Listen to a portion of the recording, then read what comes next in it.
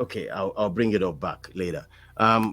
We want to do the best 11 for the season. ISTV EPL best 11, starting from the goalkeeper. Okwe, your goalkeeper, that's Ramsdale, is one of the top shot. And also, don't forget the gear as well. We can put the gear as well into the equation. You must be joking. We can. You must be joking. We can put Pope. No, I mean Robbie. I think the gear has the highest clean sheets. So can we still put him there as the gear? Robbie, can you hear me? Yes, I can hear you.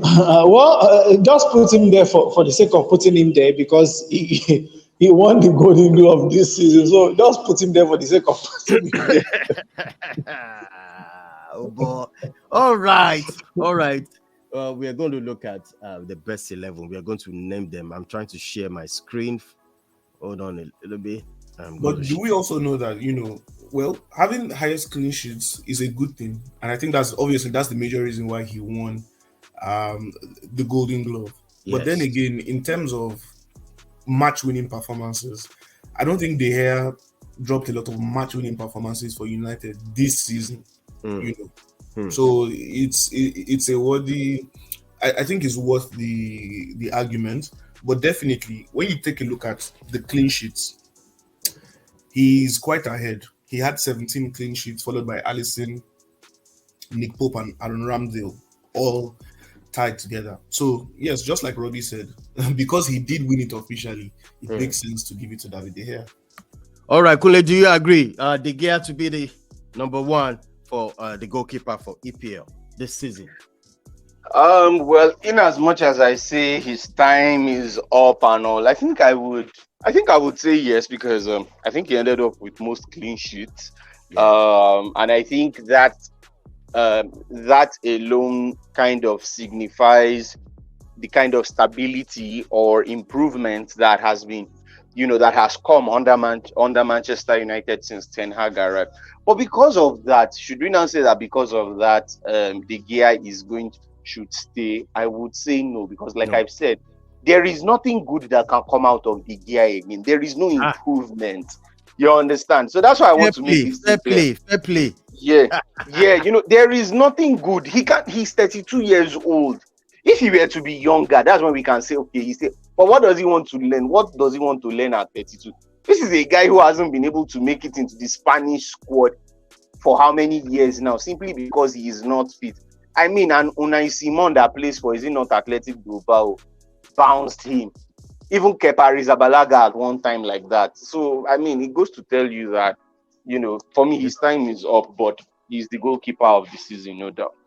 All right, the goalkeeper of the season, no doubt. Then let's move on to the left back. I'm going to go for Luke Shaw this season. I don't know who wants to contest this. Alexander Zinchenko wants to contest that. It's really? A worthy contest. To be fair, Alexander Zinchenko had a very. Well, I always hear some Arsenal fans, they don't like him. He's too much. So obviously he doesn't know how to defend. He has defensive frailties, but I believe Zinchenko had a much better season than Luke Shaw.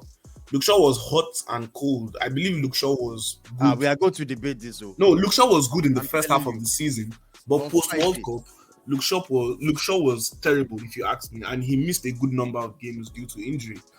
I think Zinchenko had a better impact as a left back throughout the season. Another person who would contest it has to be Nathan Ake. Since Nathan Ake started playing left back, he made a huge difference for Manchester City, and Pep Guardiola confirmed this as well. But let me tell you something. How about Estupinan of Brighton? Very good left back also. That's another one. Estupinan too, yes. What the consideration? But then, I think, fine, we can start with the basics as a defender. You being able to defend, that good balance between defense and attack. I think Estupinan is high up there. But then when we're talking about, if you want to add stats to it, I think Zinchenko will most likely edge those competitors out in terms of goal contributions, key passes, assists. That's just my opinion. But definitely, Estupinan is right up there in that conversation. But most likely, I would go for Alexander Zinchenko. I think he had an outstanding season for us. Robbie and Kunle, do you have any? And Maggie, the left back. That's what we are looking at. Okay. Well, I think. Okay. Okay. Well, now go, please. Oh, okay. Well, I think for me, I'd have to put this guy over what's his name? I would have to put what's his name? Luke Shaw. I think Luke Shaw for me is the left back of Because the season. because Yeah. he even played the. I mean, Exactly. He was played as a left-sided centre left-sided. back, and it has actually shown. There are some times where it will be like, oh, maybe Luke Shaw seems to be losing it. He does maybe his time is up at the club and all, and there was this period of time where Malasia was even the one playing ahead of him and all of that. But Yes. but when Luke Shaw decides to be on his game, the level of consistency he shows. I always say it that I don't think there's any left back that will come into that club that can show the kind of consistency he shows. Yes, they would say that maybe the likes of Teles will be brought in to bring competition, or even Malasia.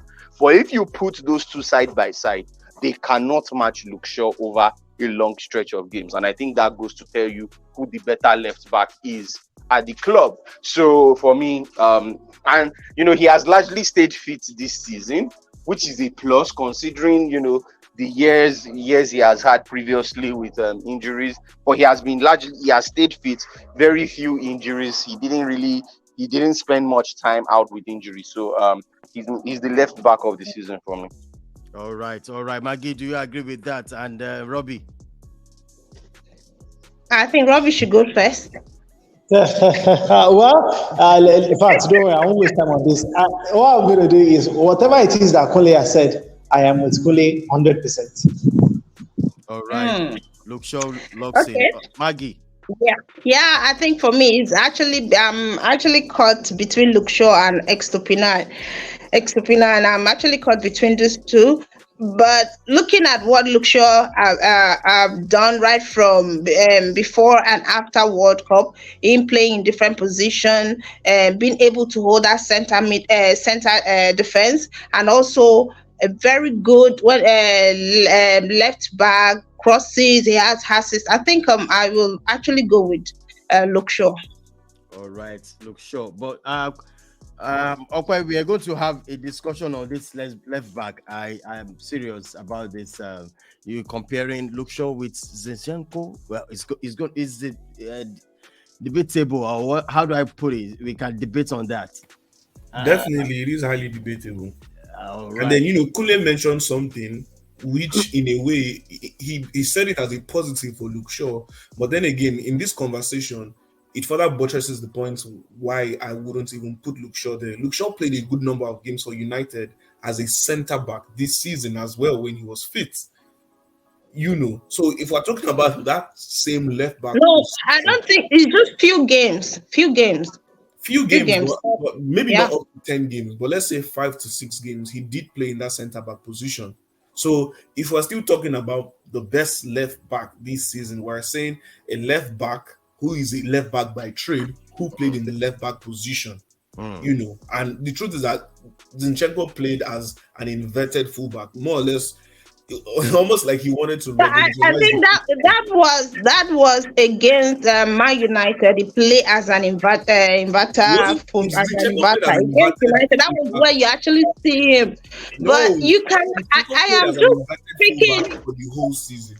It's as simple as that. That's always his position for us. Okay. And I want to fight you.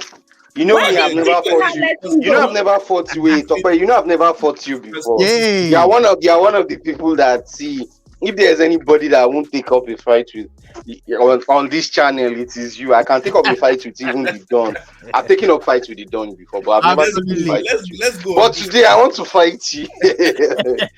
Why will you wait? So because are you now trying to say that? So because Luke Shaw played a few games at centre back,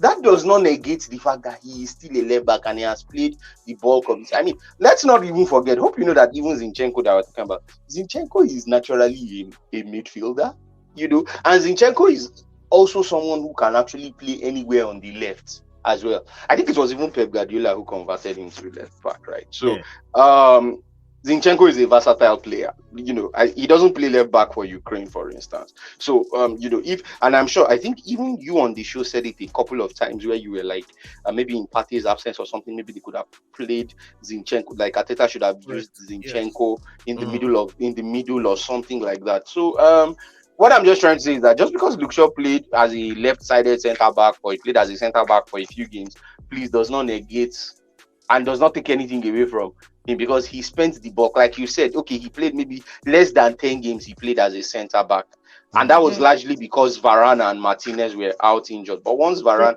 think Varane missed only 7 games in all competitions. Yes. No, I think that was when Varane didn't play. Yes, that was when him and Martinez got injured in that game against Sevilla. So Varane missed like about 7 games in all competitions, because I know he missed the second leg as well. So, and that was where Luke Shaw deputized. But once Varane was back, he was back to his left back position also. All right, let's talk about the right back. Yeah, but I'm currently looking at the player comparison for this season between Zinchenko and Luke Shaw. The only edge Shaw has over Zinchenko is clean sheets. So maybe that is the only reason why I can accept and say Luke Shaw should be there. Aside that, really, I still stand my ground. But it's well, we move. All right, we move. Let's move. Right back, Aaron Wan-Bissaka for me. Oh my, Didon, please. Didon, you are fantastic. You are fantastic. Okay, I play. Okay. For me is Kieran Trippier. Right back. Trippier. Newcastle. Kunle, you have any other? You want to put someone else? Who do I want to put? Trippier. There's nobody. There's no way you are putting Trippier live, and he does that one. No rival. Trippier, thank you. No rival. Let's move player on. Of the season, self. He's the player of the season, self. What about this 5 and 6? The fullback. Ruben Diaz, Dedel. No, I don't. Saliba should be there. William Saliba. Botman of Newcastle. Botman. Saliba for me. Yeah. Botman. That is true. I think I agree with Margaret. We can't leave out the Newcastle centre back. I'm telling you. Yes. Because let's not forget, Newcastle actually kept the least goals in the Premier League. Yes, they consider the least amount of goals in the Premier League. So a Newcastle player has to be there. So for me, I think a Newcastle centre back needs to be there.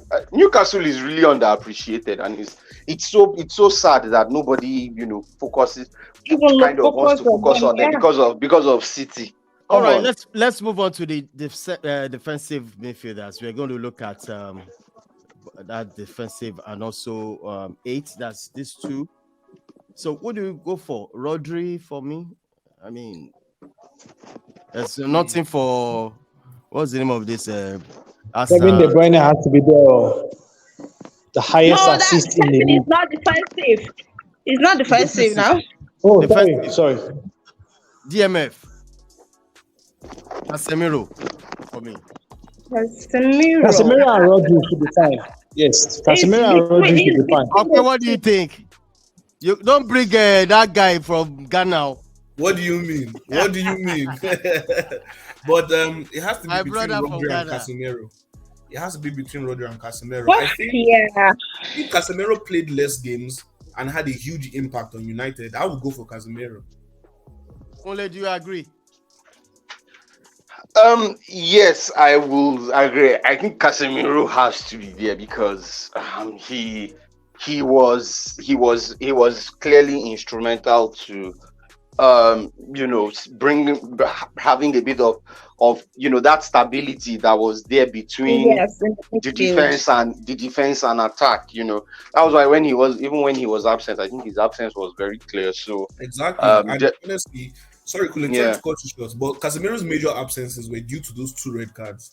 If not for those 2 red cards, that's what I'm saying. Yeah, they were just red cards. Exactly. It's not like he was injured. That's the point. He was not injured, just suspension, and you imagine. So just for one game that he was out, the team could not even adjust to themselves. So I think that goes to tell you how very important he is. So yeah.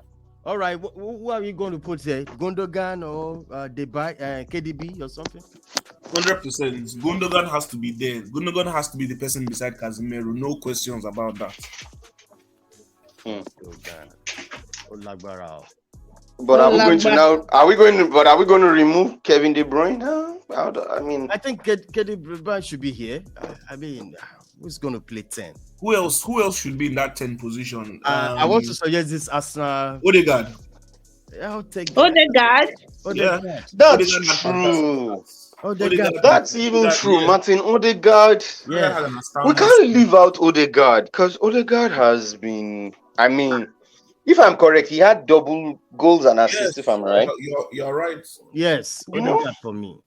Odegaard. I feel Martin Odegaard needs to. I'm just looking at this. It should be KDB. I don't know.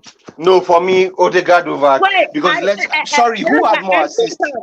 Who had more assists between KDB? Okay, Kevin De Bruyne had more assists, 16 assists, but Odegaard had more goals. How many assists did Odegaard have? 16 assists, while Odegaard registered 7. Okay. Oh, 7 assists. Yeah, I feel, to me, if we were to choose between KDB and Odegaard, I would go for Odegaard. Now look at this. KDB plays in a more formidable team like Man City, which without him, the team will score. Without him, they will win. And then you look at an Arsenal side. If you look at the number of times that Odegaard have not played, Arsenal actually find it difficult winning. But with Odegaard, he can scoring goals, giving assists, and then you saw in his absence, you will feel. In fact, if he's not playing, you will feel his absence. So I think I will actually go with Odegaard more than KDB. All right, on the left back. On the left. I have Martinelli. I have Rashford. I have what's the guy in Newcastle? And we put him there. Guamer, not. Is it not? No. Martinelli, Rashford, Grealish. Yeah, Grealish is a worthy contender, but obviously, when we now bring in the stats, Martinelli and Rashford are clear ahead. Yeah. I think it should be Rashford. Rashford going. Yeah, Rashford has to. Martinelli. Oh my! Now small boy be Martinelli now. Exactly. Now you're further buttressing my points. Martinelli is a small boy, one of the youngest players in Europe at the age of 21, and look at the season he was able to deliver compared to Marcus Rashford, who's already established. But no doubt about this one. Saka for me on the right back. Of course, on the right. Saka for me. I think Saka was in Nigeria. Yes, he's still in Nigeria. Yeah. He's still in Nigeria. I better give you his number. We are still trying to contact him. He no great big. You come to our show now. Where is there for Lagos? In the lodge for governor's house. So he's chilling with the governor. I think he met with the governor recently. Was it yesterday or when he met with the governor? I better find the number for me. No question about this one. I know the answer. Let me tell you. This is the answer. No waste time. This guy. Which one? This one. Don't ask me. I thought you said about Vegas. You want to put Vegas? I thought you put Vegas there.